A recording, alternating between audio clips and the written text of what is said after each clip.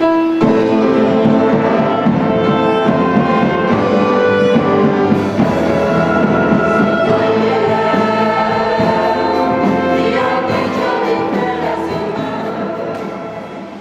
to share this evening is about continuation. So, siguro mga mag-clinch man sa aton kinasya ni Bisa, especially sa natawag na living in the provision of God.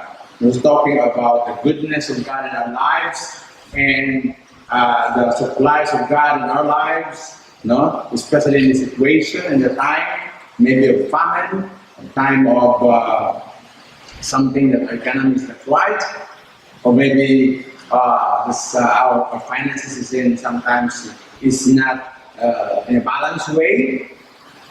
But more of things in this is that those provision of God is not only to supply our needs, but also to be a supplier to the needs of others, and also to be part of the work of God, to be a blessing to others and to be a blessing to God, to balance everything. How we ways that everything that we need will be met, and that's our prayer. Because all of us have needs, physically, financially, emotionally, spiritually, we have all needs. But God has promised us to meet our needs, not only for us, but it's also not only to meet our needs, more than so that we could be always an instrument of blessing to others. Instrument of blessing to His. So tonight I will share to you about something about what we're gonna do in this provision of God. And I believe God would really supply our needs. God would meet our needs. But also to help us, or it will stop in us those blessings, but also going to give it to others as an instrument, as a vessel, and at the same time also to the work of God. And here, what I want to emphasize this evening is not only we accumulate all those blessings for ourselves, but also to be a blessing to others. That's our confession. Blessed to be a blessing. And if we ask ourselves, yes, we're really blessed by God, spiritually as I said, and I believe also materially or financially. But the question is, have we been, or are we a blessing really to others? Naging blessing ba kita? Naging instrument of help ba kita sa inyo? Because that will be the direction of it. Not only for us, but for others. And in order to have that kind of attitude, to be a blessing to others, one reason or one thing that would work in our heart and mind is to have a revelation of the grace of God. Without the revelation of the grace of God, then we'll never be truly an instrument of blessing, of grace to others. To be a blessing, giving is an act of grace. It's an act of grace. Okay, so let's go to 2 Corinthians chapter 8. Chapter 8 and 9. So we have two chapters. Sige natin. It could be two sessions, but I have only this time today. So okay. Here is something you could see. If we are growing in the grace of God, one way is affected is our giving, our sharing to others. Before we go to giving, okay, so we say about grace. So my topic for tonight is giving by grace, or grace giving. Chapter 8 and chapter 9 of 2 Corinthians, it is the Writing of St. Paul to the Corinthians, and chapter 8 and 9, it talks about giving. So, start from verse 1. 2 Corinthians chapter 8. Moreover, brethren, to make known to you the grace of God bestowed on the church of Macedonia. What happened? St. Paul, as part of his ministry work, Corinthians is part of his ministry work, one of the church there. And here he is exhorting the people of Corinthians to what? To give an assistance to the church or the people in Judea. Because at that time, Judea, as part of Israel, okay, is experiencing famine. That's why here St. Paul asked the people of Corinthians to have a relief operation or aid to be given to the brothers in Judea. Judean brothers are mostly Jewish people. And the Corinthian people are mostly Gentiles. Okay? So makita natin the difference between the two. Because Jewish people do not believe that salvation is for the Gentiles. But because of the grace of God, because of the rejection of Israel, we Gentiles become now the recipient of the salvation and grace of God. That's what also talk about our last Sunday gospel. It was given to others. The vineyard was given to others. That is us. Others. That is us.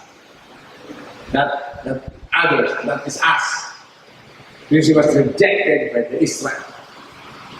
So what is given, the vineyard, now it's given to others. That will give fruit. That us, the Gentiles people. So now here, he is encouraging them to give to the Judean brothers. And here in this teaching, he used the people of Macedonia. Okay? He used the people of Macedonia. He teaches the Corinthian people of what the Lord is doing in the Macedonian church. That's why he said here, moreover, brethren, to make you know the grace of God bestowed the church of Macedonia. He is teaching the Corinthian believers about giving through what happened or testimony of the Macedonian believers. Okay, now, to you the grace of God bestowed on the churches of Macedonia, the grace of God. You see, the word grace is a very big or a lot of meaning. But mostly, we always say it is unmerited favor of the Lord and God. That is one. But to understand the grace, we have to see the whole context. Say context. When you say context, chapter or below. What's the meaning of grace there? Because a lot of meaning of grace. Okay? There are a lot of, it could be sometimes used in greetings. Have you seen Romans? The grace of God be upon you. So it is used in greetings, meaning, may God show you His goodness. Okay? That's the meaning of grace. So, other meaning of grace is that it talks about the unmerited favor, the goodness, the blessing of God into our lives, especially in the area of forgiveness of our sins. That's mostly the meaning, familiar meaning of grace. Unmerited favor to you and me. We don't deserve it, but God showed it unto us, the forgiveness. He showed His loving kindness. Grace is loving kindness, mercy, and compassion and forgiveness unto us. So, He gave unto us His grace. He showed unto us His goodness. See, we say mercy. Mercy is to withhold the punishment to that person, even though you don't deserve it. You don't. Instead of, let's say, something like this. The mercy is that you have now to be dropped in school. But the mercy now there is that, okay, I will not do that if I have the registrar or the principal. Mercy. But mercy is not like, okay, I will not do that to you. But then do it again.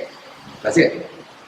But grace is that not only withholding what is things that person don't deserve, but doing something like, okay, you're supposed to be dropped in school. But not can say that in the study, but I will give you a chance. Okay. Or do this. Okay? Get another removal. So you are doing something. That's grace. Mercy sometimes, okay, you just withhold. You don't do what you have to do.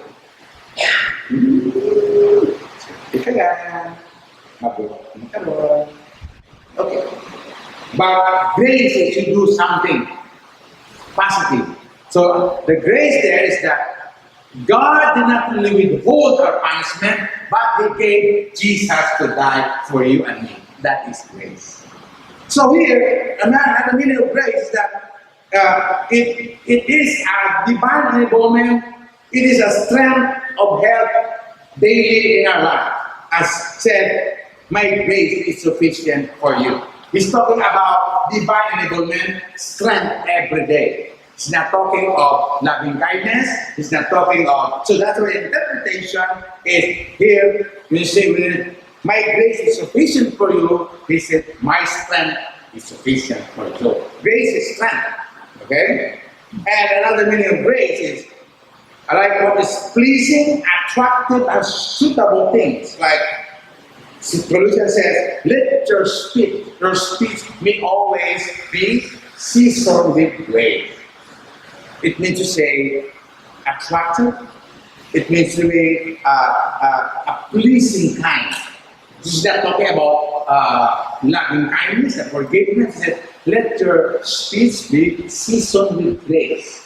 So the grace here is not talking about loving kindness or forgiveness. It's about something that you put in your words, those things about our speech. Or also, grace is something, an ability to serve others. So it's not talking here about forgiveness, love, but an ability to serve others. Like in the ministry, you could see it in Romans, and in Romans chapter 12, verse 6. He will then give differently according to the grace that is given to me. Give by the grace given to me. Or in Romans 16, 16, Romans 15, 16.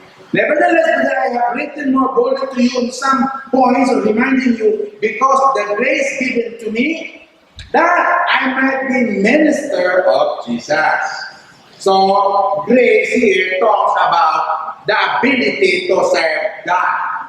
He's not talking of forgiveness. Grace is not, that's why you see always grace, interpret grace is according to the context. Okay? Now, the grace here, Teresa, 2 Corinthians, is the sense of grace here. It talks about the favor, the loving kindness, and the spiritual blessings of God to them. Okay? So, doon ang isang bago. So, the sense, yung saying, the meaning of grace is the grace of God bestowed to the Church of Macedonia talks about the goodness, it talks about the favor, and at the same time, those spiritual blessings that given natin from una-una na, America.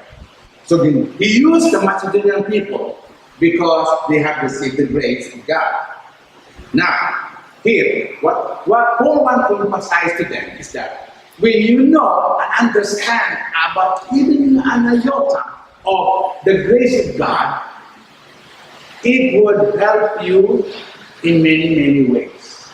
So in this context of Corinthians chapter 8, it talks about when you are growing, when you are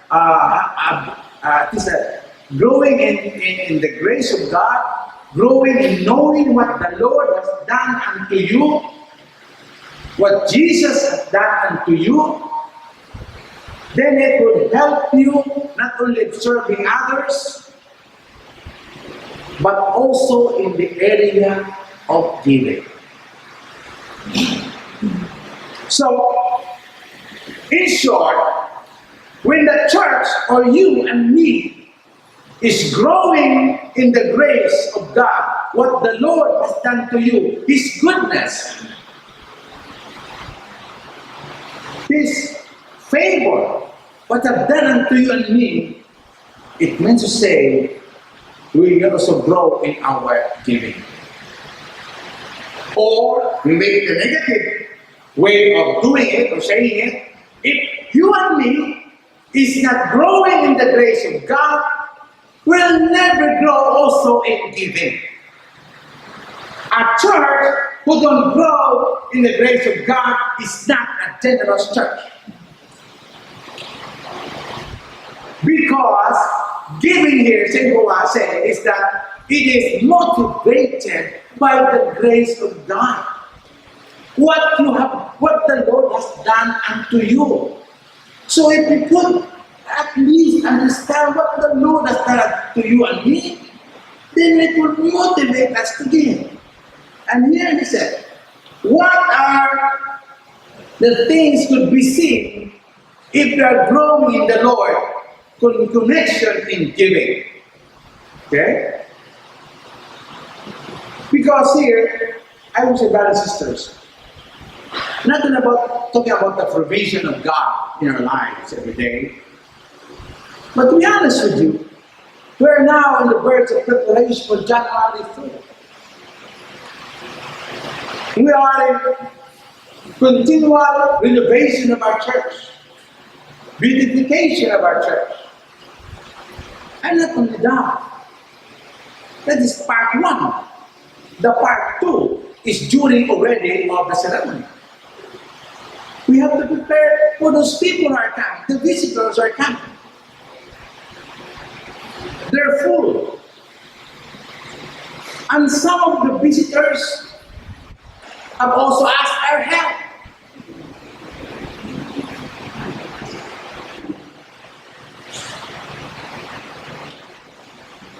That it could help them in their place to stay. So, there are a lot of things to be done. And not only in private. I'm honest with you, this straight talking to you. Prayer is good. But we need God. Let's be honest with you. That's why one of my prayers is not that God will provide all our needs, but may God motivate, touch our heart to be a blessing to the church, to help, because this is our church. Not only praying, Lord, thank you for sending provision. We pray that other people will bring provision, and that's good. What about us? So many of us encourage some sort because it's a church. You see other churches?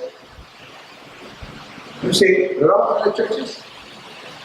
When their bishop will be ordained, most of the laity, the people, the one who work together, help together, not include those things in the provision. Because the concept is, when the church will be given a vision, they see it as a gift from God. And that gift from God, that revelation, would lead them to do something to help. That's what they do. Because they have the concept that the vision is a gift of God to the community. That's why the people, the laity, the members, they're the one working together, helping together to spend mostly what is needed. So may this is a gift of God to us. Today is actually business. So here it said, first of all said, what are the things needed or could be seen if the grace of God work in our hearts in connection to our giving? First of all said, the Macedonian people here, what they did. First, they give mostly in spite of their poverty and affliction. There's a great trial of affliction and abundance of the joy and the deep poverty, abundant riches of their liberality. The church in Macedonia also is a poor church. And most of the people there have no jobs, maybe because they've been persecuted. But they did not let their circumstances hinder them to do or to give something to the Muslim people. Sometimes that's our justification that we cannot give or share to other people or to your neighbor because you're so needy. But here says, the Bible says, here they give out of their poverty.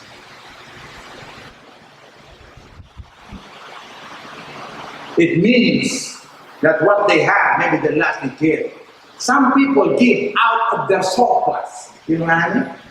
Out of their surplus. Because they have let them so surplus. And I'm saying that. But they give out of their poverty. So why? Because of the revelation of what the Lord has done to them. The grace, the mercy, the goodness, the forgiveness, the healing. Everything. Said, you cannot be compared to what I did. Because of the revelation that God is good. That's why not to say God is good all the time. All the time God is good. If we have the revelation that God is good, truly from the heart, then giving is not a burden. It will be joy because God is good, really good. Second, it says here in chapter 3 and 4, for I bear witness according to their ability, yes, beyond their ability, they were freely willing, imploring us with much urgency that we should receive the gift and the fellowship of ministering to the saints. If we have the liberation of grace of God in our heart, what the Lord has done unto us, we'll be willing. Willing. Willing is a decision. It's a choice. It is voluntary. It's not of pressure. But something of voluntary. They choose to give. Maybe not because there's a very good exhortation during Sunday. Good exhortation. Father, I give. I don't like the exhortation. I don't give. No. Because from their house already, they have decided to give. Because they are voluntary. It's not a pressure. This they don't see it as a burden. That's why they give it voluntary. They choose to give. They make a decision to give. So it's not a pressure. It's not like that in a period. It's not that.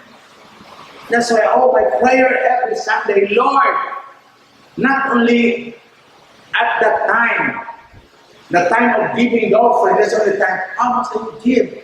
No, in their house, Pagano Lord, in their house, I pray, that's now. They're willing to give, cheerful giving in their house. And when they come here, they're now ready to give because they're seeing the goodness of God in their life. And not only that, not only in spite of our situation, second is the voluntary, and verse 5, number 3, verse 5 to 9, they give out of love, like Jesus. And only they have hope, but first give themselves to the Lord, and then to us with the will of God. So we are Titus that he had begun, that he should also complete this grace. Another word, grace. What is grace? This grace. Another meaning of grace here is an act of love. That giving, this grace, this giving of our help to the Judean people. This grace, this act of love, this help we give unto them. Like Jesus. I speak not commandment, but testing of the sincerity of your love by the diligence of others. We now the grace of our Lord Jesus Christ, the grace, and the word grace, here it is. The grace here, the loving kindness, the goodness, and unmerited favor of Jesus. As though he was rich, yet for your sake he became poor, that through his poverty might become rich. This is Jesus. He chose to do it. He chose to give his life to you because he loves you and me. But I believe this will be the first motivation why we give. Because we love God. Other things would follow. Because we love God. The motive, that's always the most important. You could give millions, but you did not have the right heart. You cannot expect blessing from God because you don't have the right heart. Anong motibo mo why you're doing it? What is your motives? God sees always the motives. Why? Sometimes you can fake it. Sabi nila, candy are sweet. Yes, they're sweet. Nakabalot mo sa plastic. Diba? So maybe, na hindi plastikan yung ating pag-ibig. Because we love God. That's the first of all. We love God. We love God. We give unto God. We do things because we love God. Like Jesus. So number one, in spite of their sisters, they give. Number two, they give joyfully and voluntarily. Number three, they give out of love. And number 4, verse 12. It says here, if there's first a willing mind, it is accepted according to what one has and not according to what he does not have. Willing mind. A decision to give. Not according to what does not have. It means to say, you're willing to give according to what you have. Some people say, I will give if I have the money, I will give. Or if I'm winning the lotto, I will give. No, he said here, to give willingly to what one has. What is in your hand now? What is in your hand? And what is in your hand? How much are you willing to give? Don't say, if I become a millionaire, yeah, no. You're not a millionaire. What is in your hand right now? And what is in your hand? How much are you willing to give? If you have 100 right now, that's what you have. How much are you willing to share and to give to that? Don't say, if I have 500, I will give to you. You have no 500. You have only 100. So what you could give with that 100? What is in your hand right now?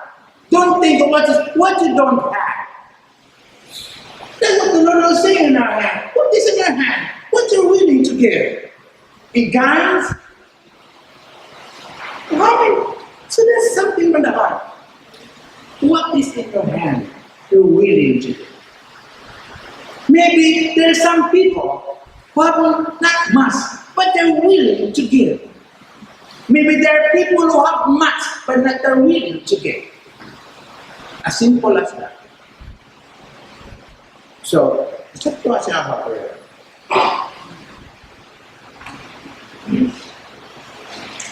And not only the willing part, but they gave of the faith in the Lord. They gave as their faith. Here, in verse 13. But it does not mean that others should be seized and be burdened, but the equality that now this time with abundance may supply their lack, and their abundance also may supply your lack. There may be equality. Which was it. Right now, I have an abundance. And those things need people. So in my abundance right now, I could share it to them. Maybe time would come. Maybe time would come that I was in need. They also would also help me. So you see, there's no one in need because everyone is helping one another. And not only that, verse 9 said, not only that, but who was chosen by the church to collaborate us with his gift, with administered by us for the glory of the Lord himself, and to show your ready mind. So what your action of giving is showing that you're ready to do it. You're willing to do it. Show it to them. Verse 21 said, therefore show to them before the church the fruit of your love and our boasting on your behalf. So our giving is a fruit of our love, fruit of our faith. We're doing this because God said so. I need to obey God to give. Because God says, and that's why our giving is a testimony of your faith. It is a testimony of our love to God and to others. It's an act of faith. Because faith is not only believing God, that there is God, but also obeying God. Doing what the Word of God says. Giving, helping, loving. That is an act of faith. But why are you doing it? Because it is my faith to God. So our giving, once again, you could see, imagine that people, is an act of faith. That's what's said. That's why you give in the grace of God. We have the revelation of the grace. Our knowledge of the grace of God that varies. Some people know much, some don't know little about it. But the Lord said, be strong in the grace of God, to grow in the Lord, to grow in the grace of God. Because the more we grow in the grace of God, the more also learn to give our lives to God and to others. They gave first to God and they gave to others. Because God gave to us first. So what happened? Here, chapter 9. Make it quick. Chapter 9 says, when we give, verse 6 it says here, when you give, chapter 9 says here,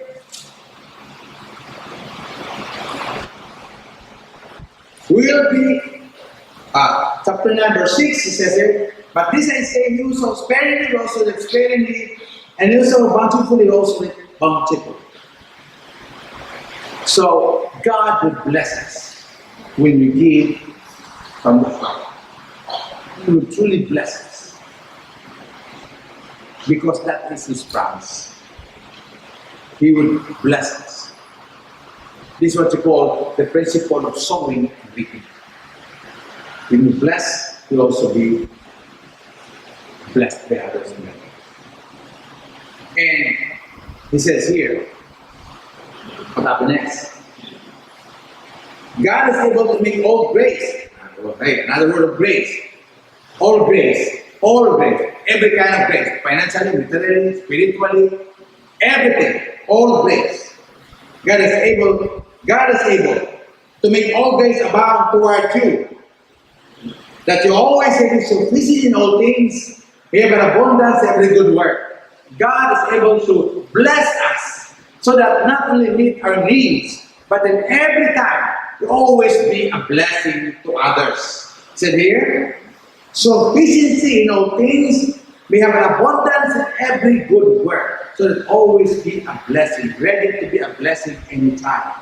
We have something always to bless, and God is able to make that to you and me, so that not only to meet our needs, but also to meet the needs of others. Verse 12, for the transformation of the service not only supplies the needs of the saint, but also abounding to many thanksgiving.